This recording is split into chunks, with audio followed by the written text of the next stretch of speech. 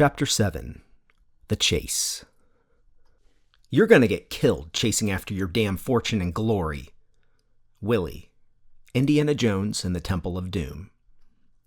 Jack sat in his old Civic, its paint the color of a smashed pumpkin, as the last of the freshmen and sophomores piled into school buses to leave. He carefully watched for Delilah to see if she took a bus or had a car, but he never saw her leave the building. He would now wait for the school to close up, and then he'd see how effective his note had been.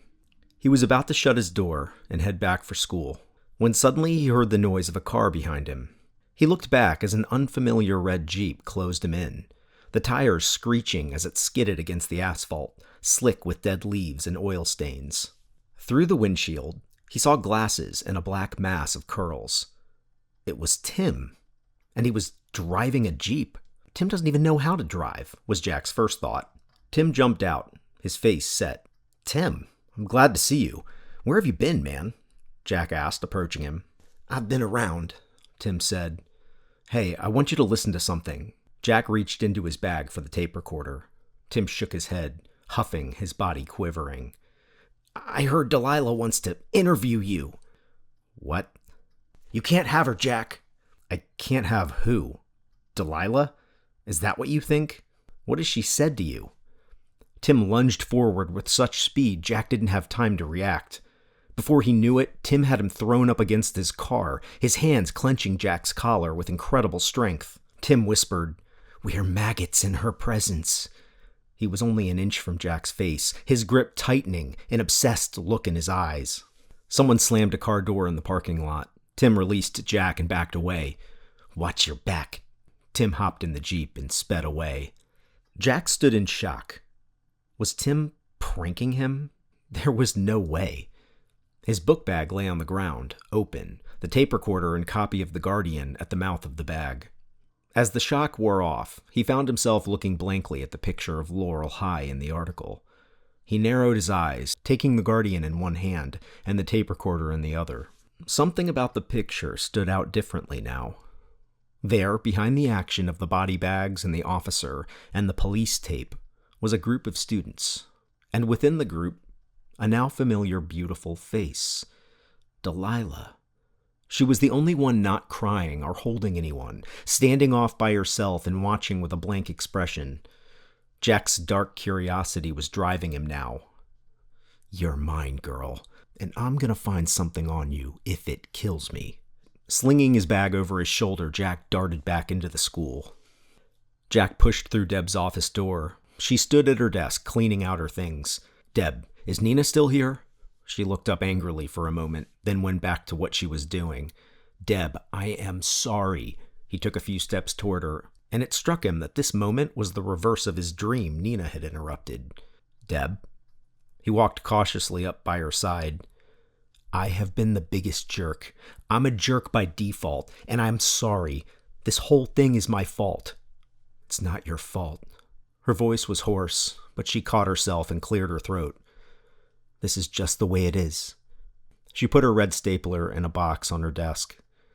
"No, Deb." His hand moved to her forearm, and he held it awkwardly, wondering why he had just done that. "Look, something weird is going on, but I'm going to figure it out." "What bull?" She pulled her arm away. "What's the gossip column going to say this week? Deborah Taylor left the paper she started because Headmistress Thurman only likes hot, wealthy kids like Delilah?" "No, Deb. Or here's one. I was so broken up over Nina and Jason's split that I just had to quit. I mean, I don't have a life, so that must be what it is, isn't it?" "Deb, I'm sorry, but right now I need your help. Something bad is going on, and Thurman, Nina, and this new chick Delilah are in on it." Deb whirled around. "I just lost the paper I started, and I might lose my internship at the Globe because I defended your stupid column. And now you want me to chase you around on one of your gossip crusades?" She scowled at him, tears shimmering in her eyes. "Jack, I'm done with you." Jack walked out into the main lobby of the school, listening to the echoes of laughter emanating from the students in after-school detention. He found himself turning in circles, but there was nowhere to escape, so he sent a kick into the wall. As the pain in his foot subsided, he looked toward the front door of the school and saw Nina heading up the steps. She hadn't seen him yet, and he ducked behind the nearby trophy case. Nina crept in slowly, her eyes darting about cautiously. At one point, he was convinced she saw him. The trophy case barely hid his profile, but she passed by, unaware, and headed toward the girls' bathroom. Deb closed her office door and locked it for the last time as the Anchor's editor. She sighed as she balanced the box full of her things on her hip and tried to shove the keys in her purse. "Deb!" Jack came up beside her. Deb jumped, dropping her box to the floor. "You're really batting 1,000, Berlin. Come with me." Jack grabbed her hand and pulled her down the hall. "What is wrong with you?" Jack rounded the corner, Deb swinging around behind him like a skier tethered to a speedboat. "Jack!" "Quiet," he said, shoving her into an open space between two lockers. He then stepped in toward her, his nose grazing her cheek. "I'm going to scream." "Deb, shut up." Deb's back was against the wall, and Jack was pressed into her. He could feel her short breaths on his neck. Goosebumps popped along his arms, and a shiver scurried up his back. His face had never been so close to hers before. "What are you doing?" she demanded. "Shh!" Jack put a finger to his lips. She pushed against him. "I don't want to be a part of anything you're doing." "I think I'm onto something," Jack whispered. "Onto what?" He raised a hand and peered around the corner of the locker. Still no noise from the bathroom. "I want to get out." Deb began to shove him harder, and he pressed her to the wall. "Wait," he pleaded, and suddenly the bathroom door flew open and hit the wall on the backswing with a loud bang. Quick footsteps echoed in the opposite direction. "Do you trust me? What did you do? Do you trust me? I want to know everything." They left the wedge and ran through the doors of the school, nearly knocking the school librarian down the long flight of concrete steps on their way out. Nina was jumping into her car at the back of the parking lot. "It looks like we're going for a drive," Jack said as he yanked his keys from his pocket. Nina's silver Mercedes barreled down Bentley Avenue and turned onto Powell's Run, a one-lane back road that snaked along behind the school and cut through farmland and woods to the town of Laurel. Jack stepped on the gas, his car sputtering along, struggling to keep up. Deb braced herself, her hands against the dashboard. "You put a tape recorder in the girl's bathroom? Do you have any idea how unethical, unscrupulous, immoral, depraved, degenerate?" She shook her head, gesticulating in violent motions as she searched for another word. "You just don't do that." "Deb, listen to me. Right or wrong, Wrong!" Deb shouted. "What are we, the National Enquirer?" "I was collecting evidence to finish my article, but when I got the tape recorder back, there was a message inside the recorder." Without looking, Jack reached into his pocket and tossed her the tiny piece of paper. Deb glanced at it, adjusting her glasses. "Nina knew you were recording her?" Jack slapped the wheel. "That's the question. How did she know? And what did Nina and Delilah talk about that needed to be erased?"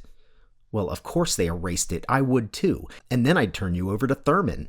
"Deb, they didn't erase all of it. The tape leaves off with Nina saying, 'Hello, Delilah.' Even if they stopped talking and got a hold of the recorder, I would have heard them opening the paper towel dispenser and shutting the recorder off. They should have just erased the whole tape." "Right." Deb sat back, staring out the windshield. "So why is Nina in such a hurry?" "I don't know yet, but something's going on, and it must be big. And it might be big enough to get your paper back and make the Globe's headlines." "I seriously doubt it." Deb pulled the seatbelt across her chest, but Jack could see her curiosity growing in spite of herself. "So where's Nina taking us?" "I don't know. I didn't know she was going to run, but I knew she would do something. Probably because she knew you were stalking her." "No. I left her a little note in return. Let me guess." Deb squinted one eye and said with an eerie low voice, "I see you." Jack couldn't help but smile. "No. I called their bluff." Deb broke from her stalker character. "How'd you do that?" "I told them I know what their plan is." Deb nodded, and Jack could see she was impressed. The Civic hummed and rattled on the rough pavement, sounding as though it could fall apart at any moment. Nina's car sped up, flying around tight turns and actually jumping a hill, sparks bouncing from her tailpipe like tiny fireworks. "It looks like she's talking on her phone. You think she's warning someone?" Deb asked, pulling a pen and paper from her purse. Jack didn't answer, distracted by the fact that his check engine light had just popped on and he was almost out of gas. The cars sped past the old town sign of Laurel and turned onto Main Street. Laurel High School appeared in the distance. Flowing ribbons of police tape had come loose around the parking lot, coiling like snakes in the fall breeze. Nina's car continued to exceed the speed limit, which dropped to 25 as they passed into the school zone. She suddenly swung a sharp left into the school parking lot, tires screaming and leaving smoke and burned rubber in their wake. "Hold on!" Jack slammed his brakes and spun around in the middle of the road. Deb flattened against the passenger window as the Civic shuddered violently. They saw Nina headed for the football field behind the school building. Nowhere to run now, Jack thought, wondering what he was going to do once they caught her. He was about to take the turn when suddenly lights flashed and a shrill sound jolted them. "Crap," Jack muttered as the Civic sputtered to a stop at the school's entrance. In his rearview mirror, a police car pulled in directly behind them, lights still flashing red and blue. Deb was almost hyperventilating. "Tell him what's going on, Jack. Just be honest." Be honest about what? Nothing actually happened. We're just two reckless teenagers to him. Jack flipped open his glove compartment and grabbed a stack of papers he hoped contained his registration. He could see the officer approaching in his side mirror and pumped his hand crank, dropping his window. "What were you doing going 55 in a school zone, kid?" the officer asked, his body mass blocking out the sun as he stood over Jack's window. His aviator sunglasses reflected Jack's brash grimace. "Following a friend, officer," Jack said. The trooper took wide sweeps as he looked around. Jack could tell he was mocking him. "Where'd this friend get off to?" "She pulled into the school." The brim of the officer's hat created a dark shadow over his stone face. "Don't lie to me, kid." "Officer, if you were to pull your car back there, you would see a girl in a silver Mercedes-Benz," Jack said, his voice rising in frustration. Deb grabbed his arm and squeezed. Jack turned toward her. "Let me handle this," she said, and stepped out of the car. "Ma'am, get back in the car." The officer had taken a few steps back, one hand on his holster. "Deb, what are you doing?" Jack called out. "Officer White," Deb said softly. Jack looked back at the officer and squinted into the sun to see the name tag. Sure enough, it read White. The name was familiar. "Ma'am, get back in the vehicle," Officer White ordered again as he stomped toward her side of the car. "Deb, you're about to get arrested," Jack muttered, leaning his head against his seat. Officer White was only a few feet away, preparing to grab her. "I'm sorry for your loss," Deb said, standing very still. White stopped. His eyes were hidden behind the mirrored sunglasses, but his faltering stance exposed his shock. "Jim White was a great football player. I covered his story in our school newspaper," Deb continued. Officer White removed his sunglasses and blinked as he searched Deb's face. They stood in total silence except for the wind moving through the nearby trees and the crackling of the police tape. "What story was that, miss?" asked White, breaking the silence. "The one where he ran 3 kick returns in 1 quarter against the defending state champions." Officer White nodded his head with a weary smile.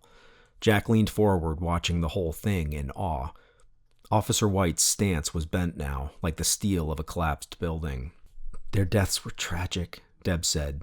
White turned slightly and glared up at the high school standing behind them. "The school's still closed for investigation, so your friend is in a lot of trouble."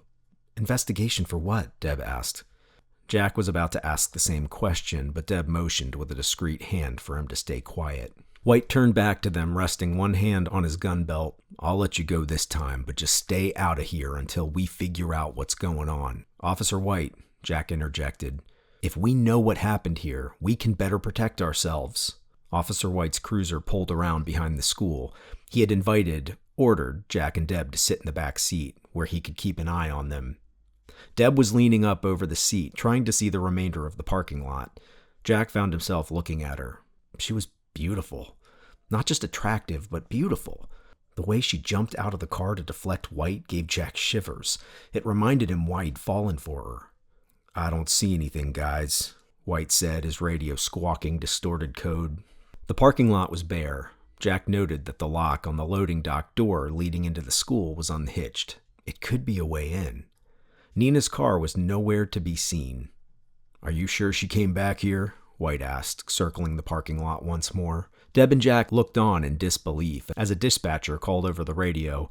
"All units be advised there is a 1090 in progress on Gosling Boulevard." White pulled quickly around to the front of the school and stopped by Jack's car. Deb and Jack were getting out when White suddenly whirled around and took Jack firmly by the arm. "Listen, kid, I trust that young lady, but I get the feeling you're looking for trouble. My advice is to stay ignorant. Stay away from Laurel High School, and if you see anything suspicious, call the police department and ask for me." White actually looked frightened as he released Jack's arm. "One last question," Jack said, thinking of the photo in The Guardian. "Come on, Jack," Deb urged, getting out and waiting beside the car. White continued staring Jack down, and Jack stubbornly stared back. "Shoot," White said. "Do you know this girl?" Jack removed the Guardian and handed it to White. He pointed Delilah out. White stared for a moment. His tired eyes were blank. "We're sorry for holding you up, officer," Deb said, peering back into the back seat to give Jack a look.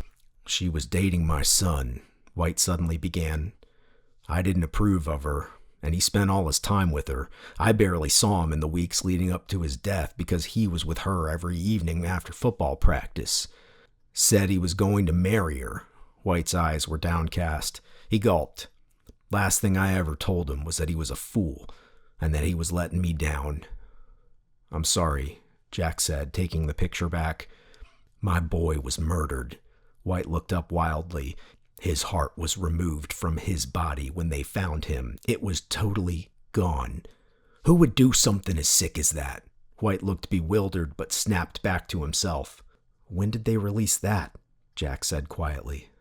White turned back around and gazed out the windshield. "This morning." Jack felt numb as he got out of the car and backed away.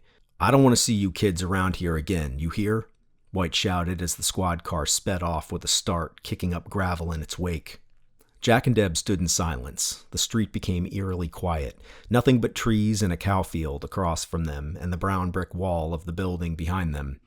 Jack was frozen in place, staring after White's car as it vanished from view. He looked down at the Guardian in his hand and then back to the road. "I didn't catch that last part of what he said to you." "Their hearts were removed," Jack whispered, lifting up the magazine to his gaze. Deb snatched the Guardian from his hand and began to read. "The Laurel High School massacre that occurred 2 nights ago is clearly the result of demonic powers. Blah, blah, blah. Demonic succubi are known to lure their male victims by their beauty before killing them and removing their hearts."